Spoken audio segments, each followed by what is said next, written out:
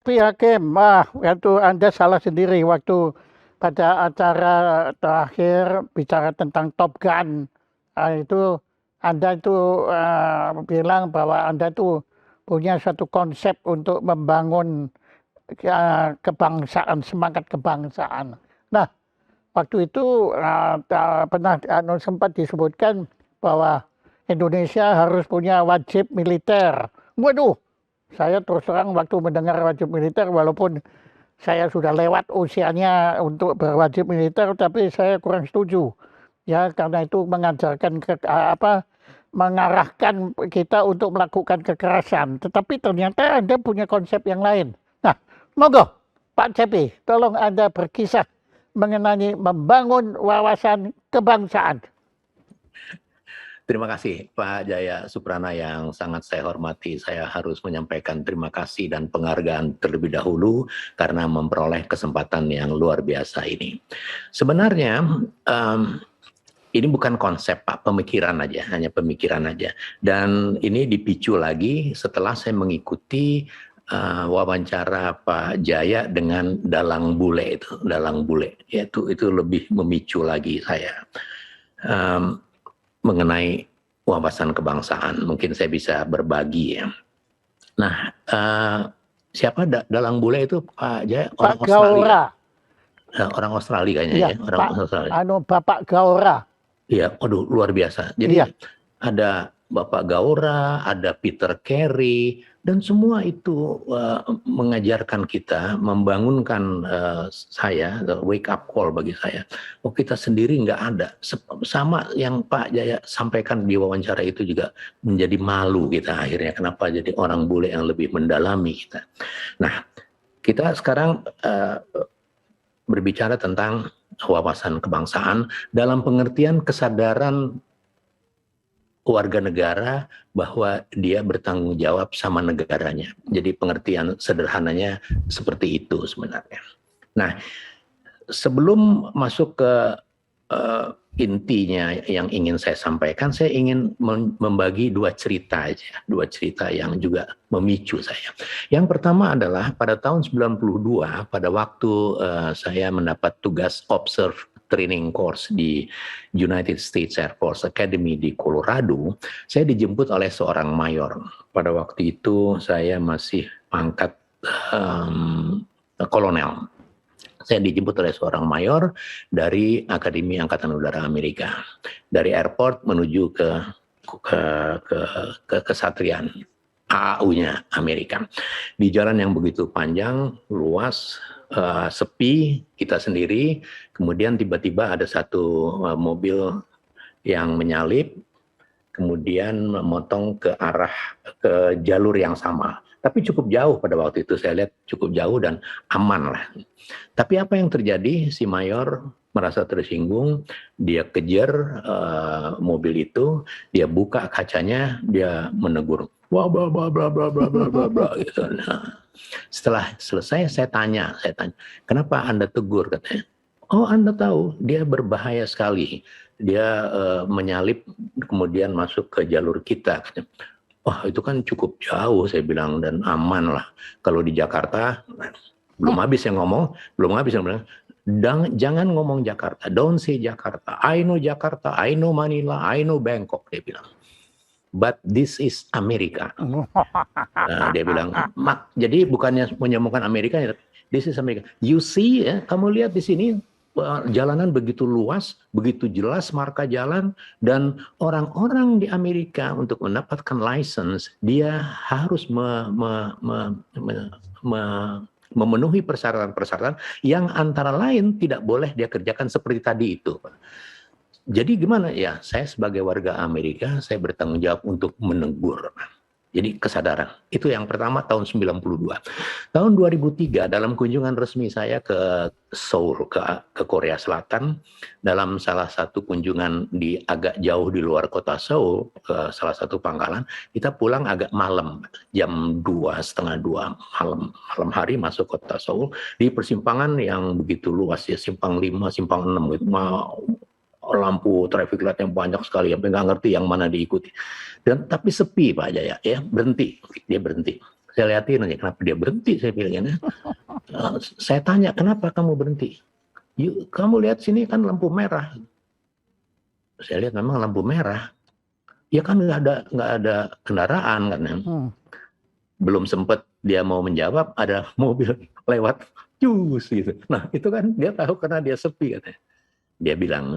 Dia bilang maaf Pak, itu pasti anak muda yang belum mengikuti wajib militer.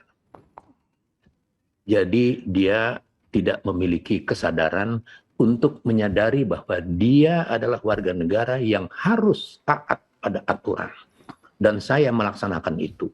Waduh, keren banget. Jadi saya bayangin gitu, kesadaran luar biasa. Nah, itu dua cerita yang kemudian masuk dalam renungan saya.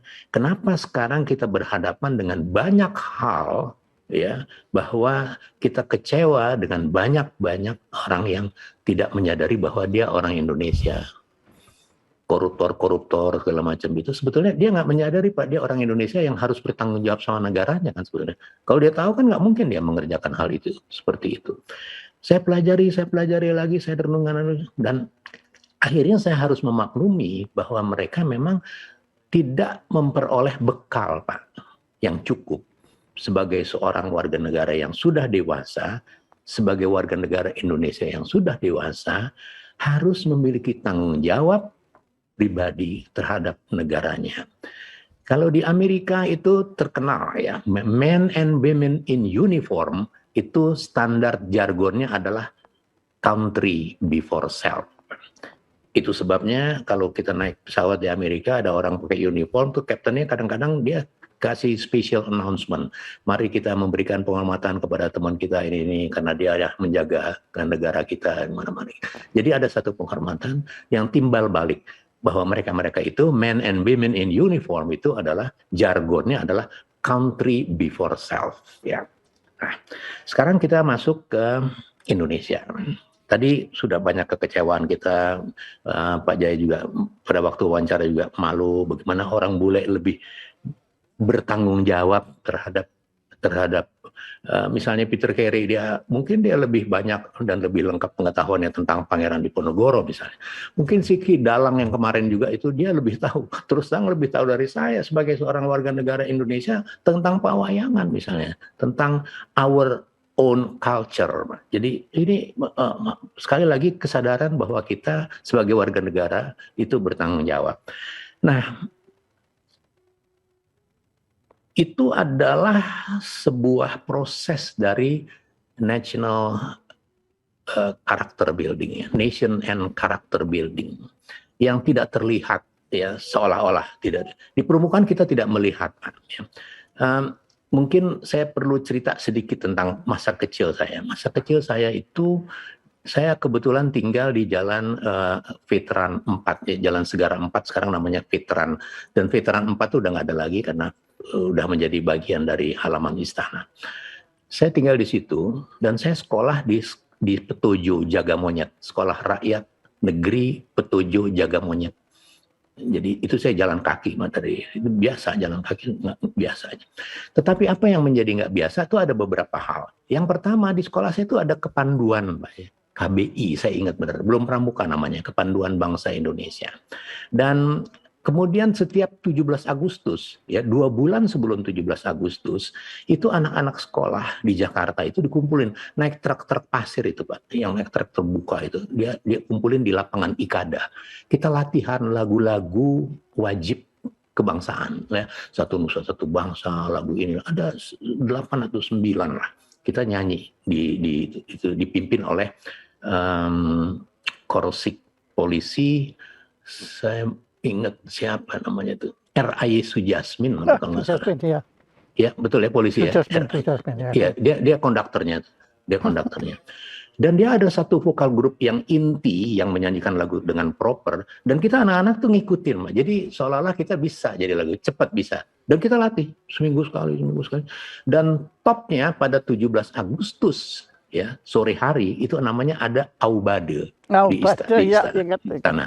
Ya. Dan Aubade itu belakangan ini kan di panggung, di luar. Enggak, pada waktu itu di rumputnya, di rumput istana itu. Anak-anak tuh Aubade, ya, kasih bendera merah putih kecil-kecil gitu.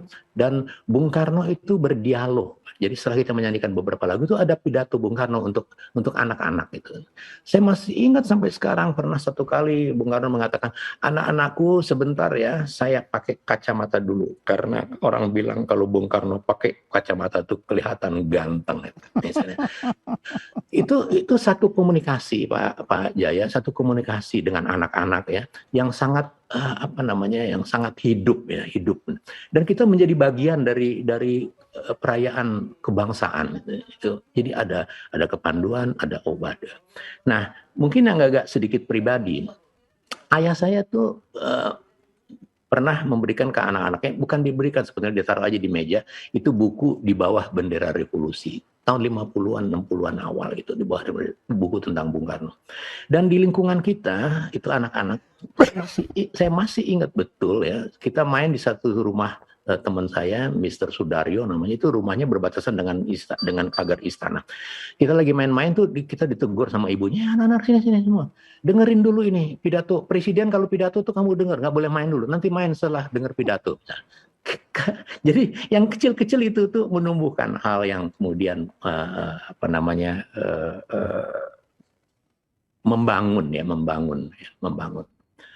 Nah, setelah saya mengikuti beberapa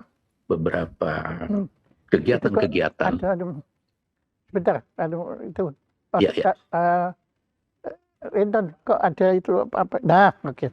Maaf tadi ada wajah Anda tertutup. Silakan. Sudah programnya. Ya. Nah, terima kasih.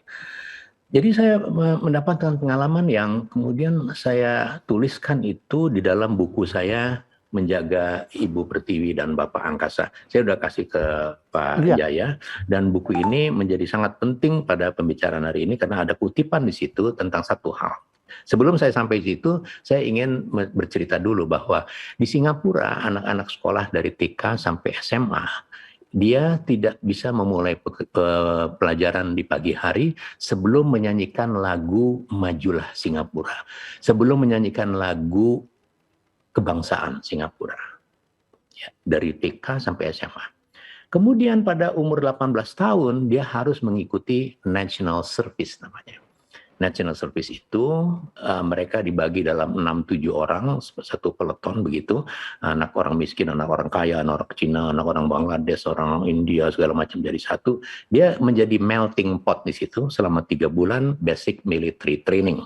Kemudian selama 2 tahun dia harus bertugas, ya, dia harus bertugas di angkatan perangnya atau di home staff namanya, di pegawai penjara atau bea cukai atau semacam itu.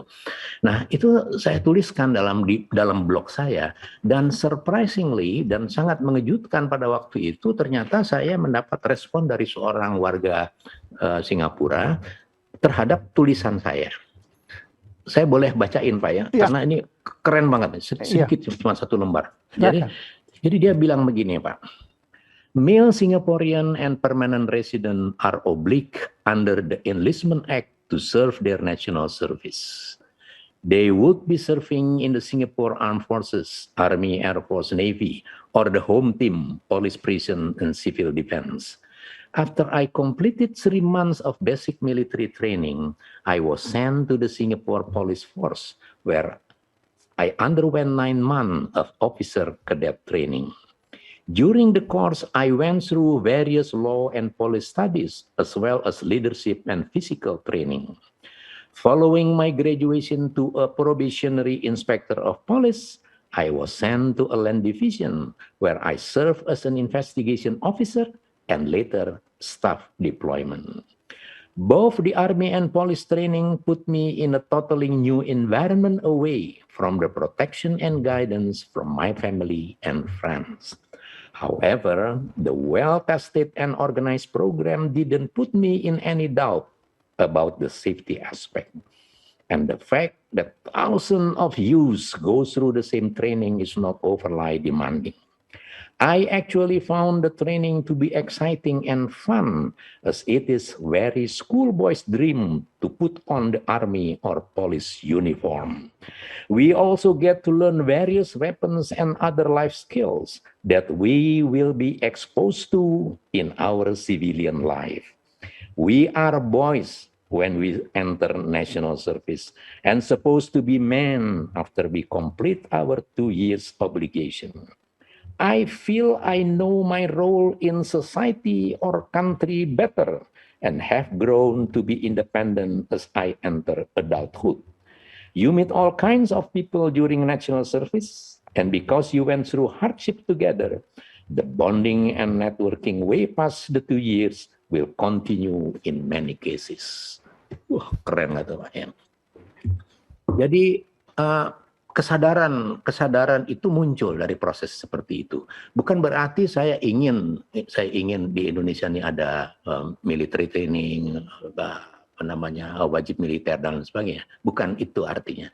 Tetapi saya hanya melihat bahwa dalam sebuah pemikiran saya bahwa kita memang belum atau tidak memiliki satu periode yang mengajak anak-anak Indonesia berubah dari boy becoming a man sebagai citizen, orang dewasa yang memiliki kesadaran bernegara, bahwa mereka mempunyai tanggung jawab yang besar terhadap negara ini, bahwa mereka seharusnya mempunyai pikiran-pikiran yang country before self. Ya. Jadi itu yang ingin saya sampaikan. Tetapi sekali lagi saya ingin mengajak sekali lagi, pengalaman personal juga itu sangat berpengaruh. Misalnya pada waktu kecil, ayah saya tuh di rumah tuh ada gitar. Ayah saya pinter main gitar, cuma 2 lagu aja. Yang satu lagu Indonesia Raya, yang satu lagu KBI. Ya. Sampai sekarang saya masih ingat. Dan dalam buku Abdul Hakim Wartawan Antara di Mata Anak dan Cucunya, itu adik-adik saya itu menulis itu jadi berbekas, maksudnya berbekas bahwa masa kecil dia mengalami dibesarkan dengan lingkungan yang seperti itu. Saya nggak bisa main gitar lagu lain Pak, kecuali Indonesia Raya sama lagu KBI, Panduan Bangsa Indonesia. Dan itu membekas sampai sekarang ya. Nah, yang saya pikirkan kemudian bahwa kita kehilangan ya momen-momen itu. Pada waktu SR ya jalan kaki saya ikut ke Panduan di Petujo Pak, jauh itu. Tapi kita jalan kaki itu enjoy aja, senang aja. Kita senang mengenakan pakaian seragam pandu. Kita senang mendapat pengajaran-pengajaran tentang etika, tentang budi pekerti, tentang tali temali, tentang apapun ya.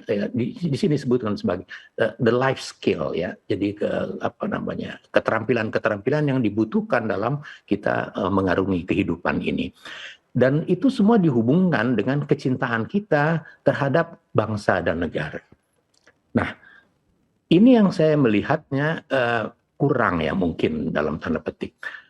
Pada waktu ada Walawa itu lumayan ya karena para mahasiswa kita mengalami latihan-latihan seperti itu, walaupun itu diwajibkan hanya untuk universitas negeri, tetapi universitas-universitas swasta pun kemudian menyelenggarakan itu.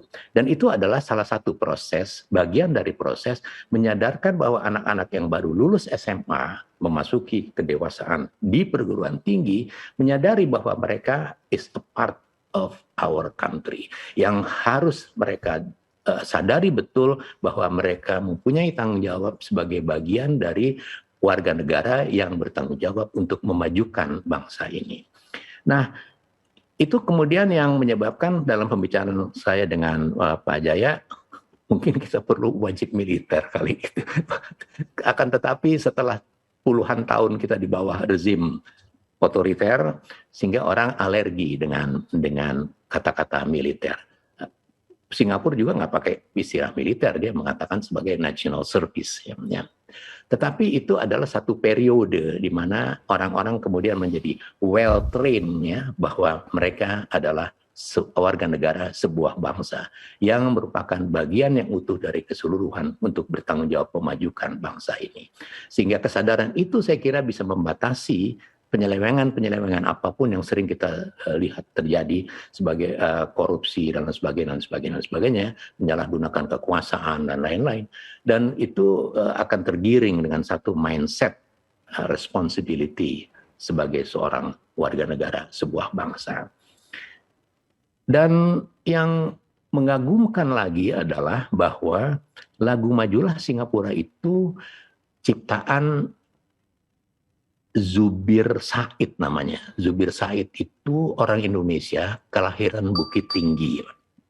Dia kelahiran 1907 dan meninggal pada usia 80 tahun. Lagunya Majulah Singapura itu kemudian karena bahasa resmi di Singapura itu bahasa Melayu, Pak ya. Jadi aba-aba dalam angkatan perang Singapura itu bahasa Melayu, Pak, bukan bahasa Inggris. Ya. Jadi lagu kebangsaannya juga bahasa Melayu. Ya. Dan yang mengagumkan lagi, Zubir Said ini menolak pada waktu diberi imbalan. Ya. Pemerintah Singapura merasa perlu memberikan imbalan kepada Zubir Said. Dia sudah jadi warga negara Singapura karena lagunya dijadikan lagu kebangsaan dan dia menolak. Apa alasan menolaknya? Dia bilang, saya sudah cukup menerima penghargaan bahwa lagu ciptaan saya menjadi lagu kebangsaan. Itu kan juga satu refleksi dari bagaimana orang kesadaran berbangsa, kesadaran sebagai bagian dari bangsa Singapura. Dia orang Indonesia, tapi dia sudah menjadi warga negara Singapura.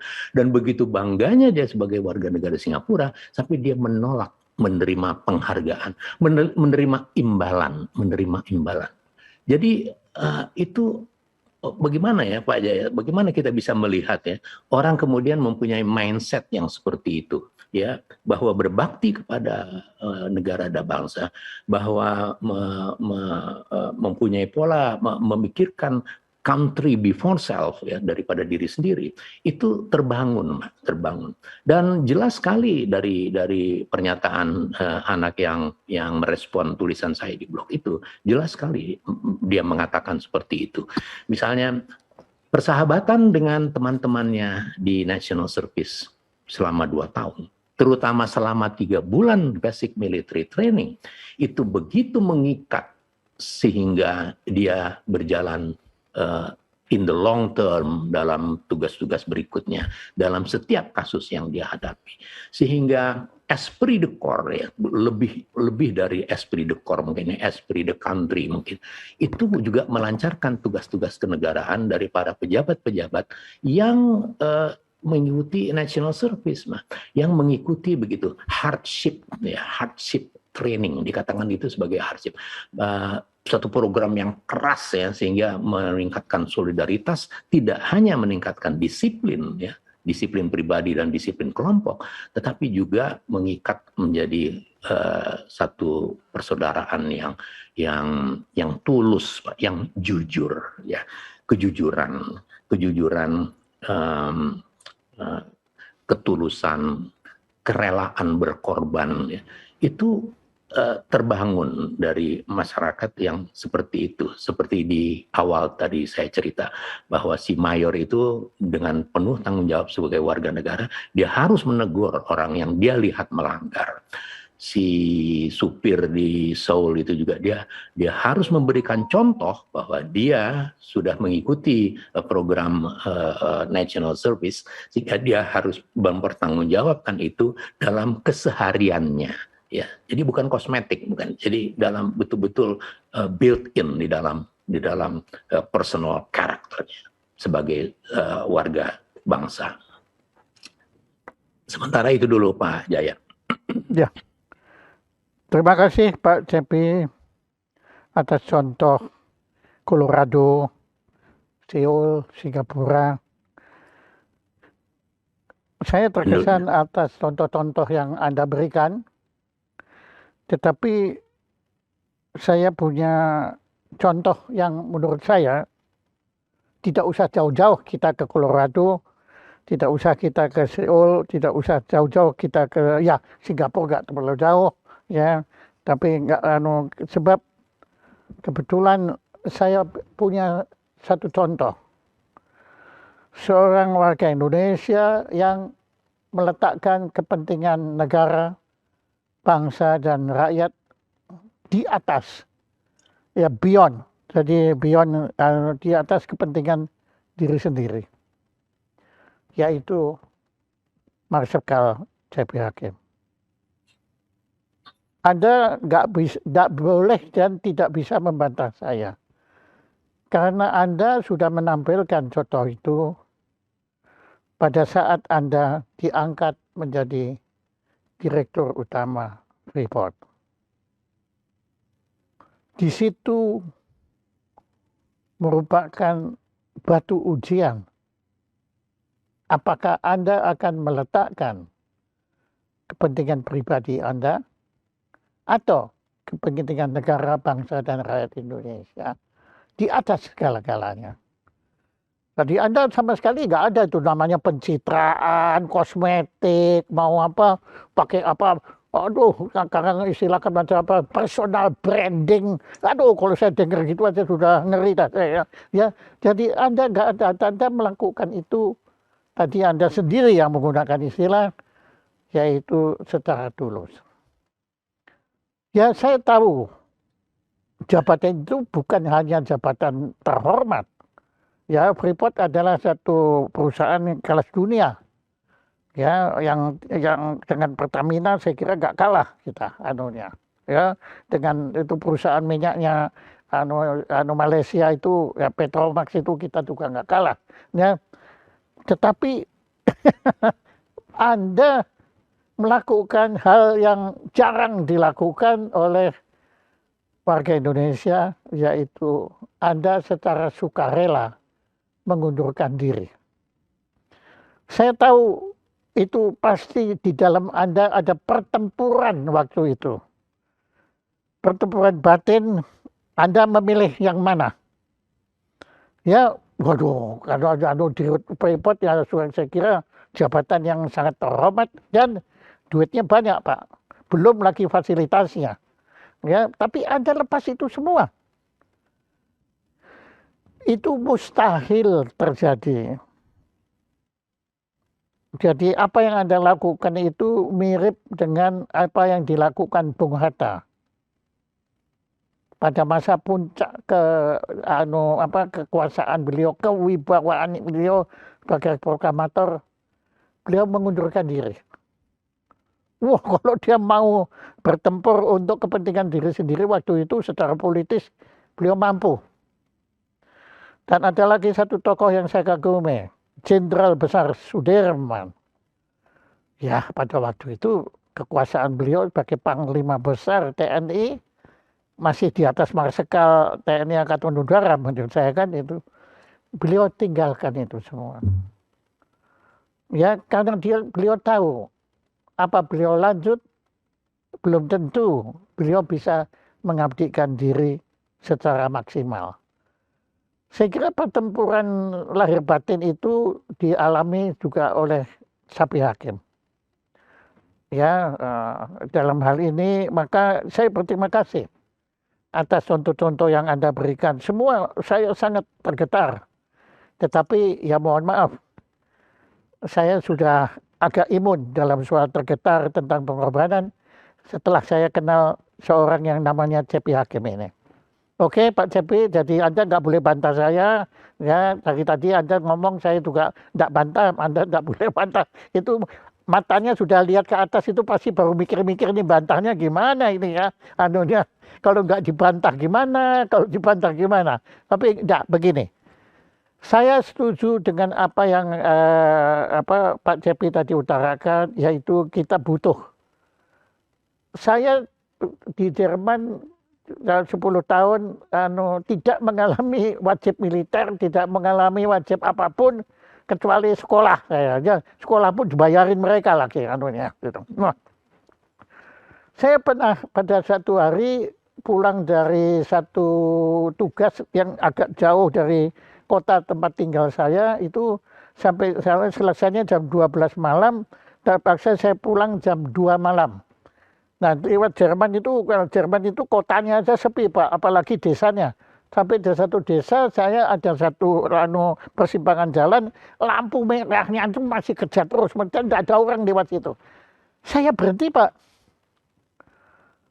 Saya sendiri ya, loh ngapain saya berhenti? Ini kan tidak ada polisi, nggak ada apa, kenapa saya berhenti? Nggak ada lalu lintas orang lewat juga nggak ada. Tapi saya berhenti, Pak. Saya sudah menjadi robot di sana karena ya itu ada malumologi, ada perasaan malu. Nah, tapi Bapak, waktu saya pulang ke Indonesia, perilaku saya berubah, Pak. Ya, kalau saya ada lampu merah hijau, yang saya lihat bukan lampunya, saya lihat ada polisi enggak. Ya, kalau nggak ada polisi salah ngapain? Ya, anunya situ. Ya, bahkan setelah punya driver pun, ya saya memerintahkan driver, ayo jalan, lupa ini kan lampunya merah, nggak apa-apa, jalan. Nah, jadi memang Anda benar, rupanya perasaan malu itu relatif, Pak, nisbi, ya kontekstual, tergantung di mana langit, di mana ada di mana bumi dipijak, langit dijunjung di situ. Nah, tapi akhirnya ya kalau ini begini kita nggak bisa, Pak, menyerahkan nasib kita ini kepada kesadaran diri sendiri. Maka saya setuju, Pak, diadakan saya entah apa namanya. Ya, tapi saya nggak setuju kalau itu militer, ya, dipilih. Yang mau militer bisa, mau polisi bisa, mau hukum bisa, mau sosial bisa, mau agama bisa. Ya, ada pilihan masing-masing karena tidak semua orang kan bisa menjadi top gun seperti C.P. Hakim. Ya, tuh ada yang jadi logan seperti saya ini, ya. Ya mungkin yang nggak bisa kalau saya dipaksa militer, ya malah militernya yang rusak nanti di situ. Nah, Pak Cepi, jadi saya setuju penuhnya dengan itu. Dan tengah pertanyaan saya, ya, dan tolong Anda jangan bantah contoh saya, tapi Anda silakan bantah saya apa yang harus dilakukan. Ya. Jadi sebenarnya sudah ada ide, Pak, dari Kementerian Pertahanan. Kementerian Pertahanan sudah membuat buku putih pertahanan. Itu bagus isinya. 2015, ya. Ada komponen utama, ada komponen cadangan. Hanya tidak dijabarkan kemudian.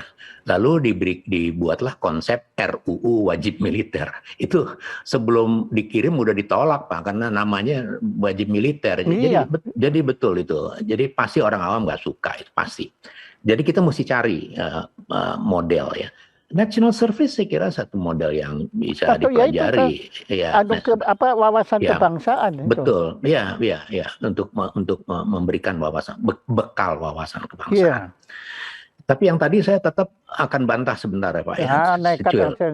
Nekat aja, karena saya membantahnya adalah saya tidak di dalam Pak Jaya bilang konflik gitu, pertentangan apa tadi Pak? Konflik. Saya nggak konflik sama sekali, Pak. Begitu keputusan ada keputusan pemerintah yang menyebabkan Freeport harus ke arbitrase, saya tekad bulat, saya nggak ada kebingungan, saya resign karena saya tidak mau membawa negeri ini sebagai CEO sebuah perusahaan ke arbitrase internasional yang saya tahu betul pasti akan kalah dan memalukan. Jadi tidak ada pertentangan pada waktu saya ambil. Ya, itu lebih parah lagi. Lebih parah lagi. Ya udah. Kalau saya pikir kan ada pertentangan, ini malah nggak ada pertentangan. Nggak ada pertentangan. Ya lebih gila lagi itu, ya sudah. Ya, karena itu udah. Nah ya sudah, Anda tidak membantah, tapi memperkuat contoh saya. Ya, alhamdulillah. Oke. Tapi yang Pak Jaya ceritain tuh itu memang sangat menarik ya, sangat menarik. Ada contoh-contoh juga, betul. Jadi kalau kita jangan di luar negeri, Pak, di dalam negeri aja, di dalam negeri. Dulu ada namanya gedung British Council di Jenderal Sudirman kalau nggak salah, di British Council. Saya kebetulan pernah mengikuti satu program 2 minggu di sana sehingga saya tiap hari ke sana. Di dalam gedung British Council itu 80-85% itu orang Indonesia. Tertibnya bukan main, Pak. Ngambil air minum di apa namanya itu tempat air minum yang bisa air panas, air dingin apa namanya itu? Iya. itu ngantri. Dispenser, ya. Dispenser. Itu ngantri, Pak. Orang Indonesia itu ngantri. Orang Indonesia itu keluar masuk lift tuh antri. Sampai naik lift sampai tutup lagi karena saling menyilahkan. Sopannya minta ampun. Di dalam gedung. Begitu keluar gedung di tempat parkir,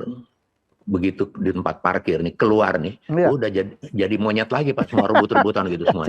Jaga monyet, Ya, monyet. betul. Itu hanya dengan batas apa, cuma gedung, batas tembok aja, Pak. Jadi betul bahwa kalau lingkungan itu begitu, orang itu akan well trained seperti itu. Dan saya minta maaf benar Pak Jaya, setiap hari sebenarnya kita tengah mengikuti intensive course yang sangat intensif course bagi masyarakat, bagi anak-anak kita, bagi orang-orang Indonesia untuk well trained, untuk tidak mematuhi aturan. Apa itu? Untuk tidak mematuhi peraturan. Ya itu di jalan raya itu. Busway diembat, ya tikungan berhenti, lampu merah sikat aja gitu. Dan ada polisi juga nggak negur juga. Kadang-kadang dirazia, kadang-kadang polisinya ikut. Iya. Itu kita nggak sadar loh Pak. Itu adalah intensif course Pak setiap hari sehingga kita semua ini secara tidak sengaja digembleng dengan sehingga kita well trained, terlatih dengan baik sebagai orang-orang yang tidak mematuhi aturan. Aduh, ampun Pak, ampun dah.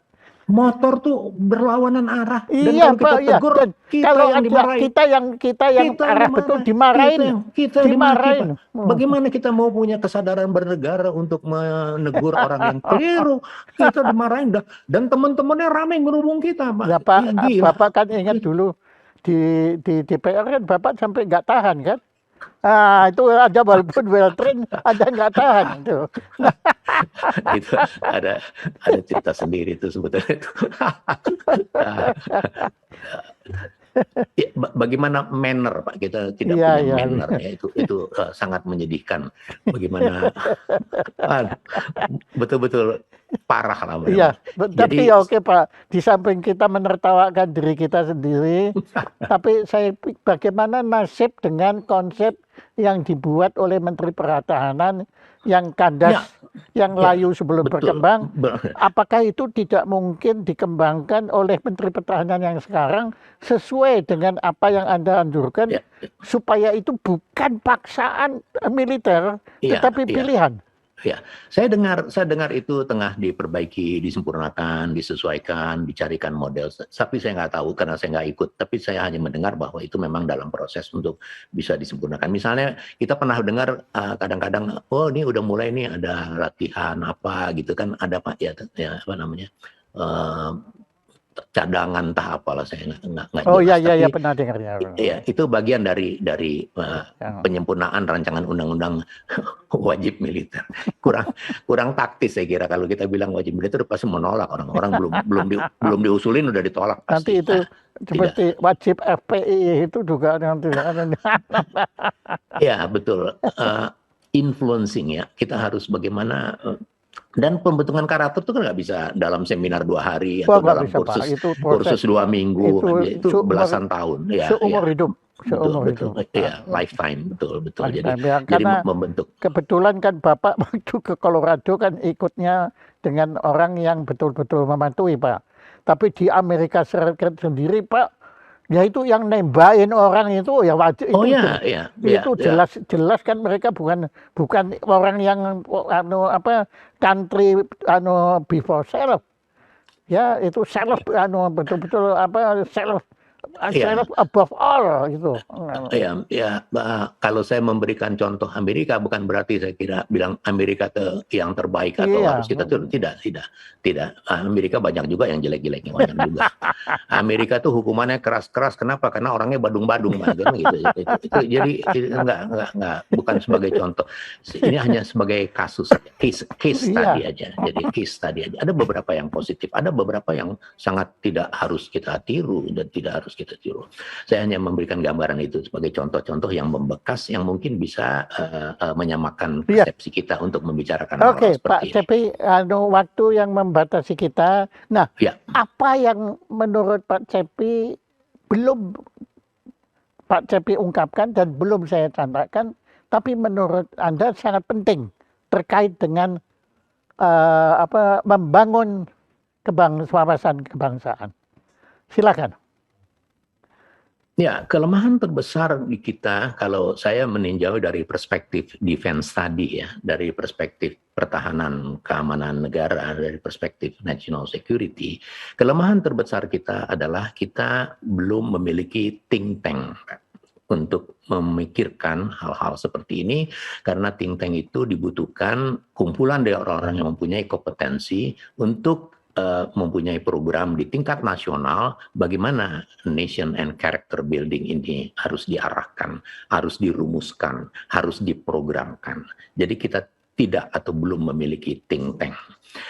Contohnya pada waktu saya pernah diundang workshop di Australia oleh Kokoda Foundation namanya. Kokoda Foundation itu adalah think tank-nya Kementerian Pertahanan Australia. Yeah, yeah. Dia menyelenggarakan seminar, workshop dan sebagainya, dan dia menginginkan juga masukan dari negara-negara tetangganya. Dan kebetulan saya pernah diajak ikut untuk berbicara tentang penyempurnaan defense white paper-nya Australia pada waktu itu bersama Amerika, Australia dan Indonesia pada waktu itu. Itu salah satu contoh aja bahwa pemikiran-pemikiran tentang kesadaran berbangsa itu harus ada national commitment dan harus ada di tingkat nasional, di tingkat strategis sehingga pemikiran itu menjadi utuh. Bukan menjadi pemikiran-pemikiran yang terpecah-pecah di mana-mana. Karena kita memiliki, Pak, kita mempunyai potensi itu. Kita memiliki para cerdik cendikia, baik itu di lingkungan perguruan tinggi yang resmi maupun di badan-badan pendidikan yang non formal. Banyak kita memiliki orang-orang yang mempunyai pemikiran-pemikiran seperti itu, tetapi dia tidak pernah terhimpun, ya. Nah, itulah harusnya kita memikirkan ada satu think tank di tingkat nasional yang memikirkan hal-hal seperti ini. Saya kan hanya sepersekian dari yang bisa saya sampaikan, dan bagi orang-orang yang lain, mereka juga punya pemikiran yang lain. Nah, ini harusnya bisa dihimpun bersama-sama, kita bisa pikirkan sama-sama untuk menjadi satu program nasional. Kita menghadapi yang luar biasa loh, Pak, sekarang. Kalau kita mengikuti media, itu waduh, menyedihkan sekali, Pak. Ya, kalau sampai ada orang-orang yang berpikiran seperti itu. Sesama bangsa kita jelek-jelekin si A, si B, gitu. Apa maksudnya? Nggak jelas, Pak. Kita kehilangan arah itu. Jadi yang pertama adalah kelemahan kita, itu kita tidak punya think tank. Yang kedua adalah, kalau think tank ini ada, itu pun dia masih memerlukan satu institusi yang bergerak di education and training sama research and development. Karena kemajuan teknologi itu menuntut banyak perubahan-perubahan dalam memandang kehidupan ke depan. Ya, kita berhadapan sekarang misalnya memasuki the cyber world. Ya, cyber world has become the fifth domain after land, water, air, and space. Ya, dunia cyber telah menjadi domain kelima setelah daratan, lautan, udara, dan ruang angkasa. Itu tantangan tersendiri bagi kita. Dan itu juga sangat berpengaruh bagaimana pola-pola pendidikan yang harus kita berikan kepada anak-anak muda bangsa agar bangsa ini bisa eksis. Ya.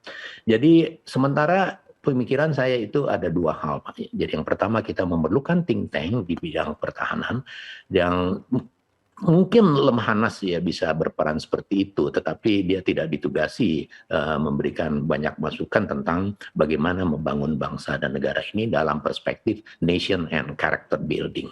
Saya kira itu. Dan para akademisi ya di banyak perguruan tinggi kita, saya kira mempunyai pemikiran-pemikiran yang cukup brilian untuk bisa ditampung bersama-sama, merumuskan bersama-sama, sehingga kita betul-betul bisa memiliki satu formula, katakanlah itu sistem pendidikannya, katakanlah itu program national service-nya, dan lain sebagainya, yang berorientasi kepada kesejahteraan bangsa dan negara kita. Terima kasih Pak CP. Sama-sama, terima kasih banyak. Meskipun Anda waktu itu bahkan mengundurkan diri dari jabatan Freeport itu, pertanyaan saya, andai kata ambang batas